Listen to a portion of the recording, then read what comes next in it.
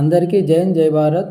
సిద్దిపేట జిల్లా గజ్వేల్ మండలం రిమ్మనగూడ గ్రామానికి చెందిన జవాన్ గూడారం శ్రీనివాస్ గత 22 సంవత్సరాలుగా ఆర్మీ మెడికల్ కోర్లో పనిచేయడం అనేది జరుగుతుంది.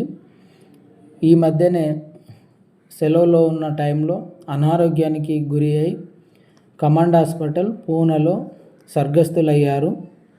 ఈయన సర్వీస్ చేసే టైంలో అరుదుగా సెలెక్ట్ కాబడే పారా కమాండో కోర్స్ చేయడంతో పాటు పారా కమాండో కోర్స్కి ఇన్స్ట్రక్టర్ కూడా పనిచేయడం జరిగింది.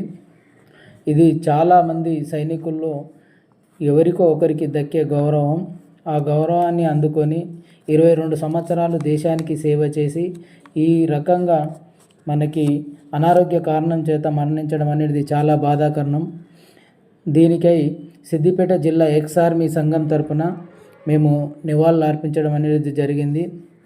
గూడారం శ్రీనివాస్ లాంటి సైనికుల త్యాగాలను మనం ప్రజలకు వివరిస్తూ ఇప్పుడున్న యువతకి మనం ఇన్స్పిరేషన్గా నిలవాల్సిన అవసరం ఉంది.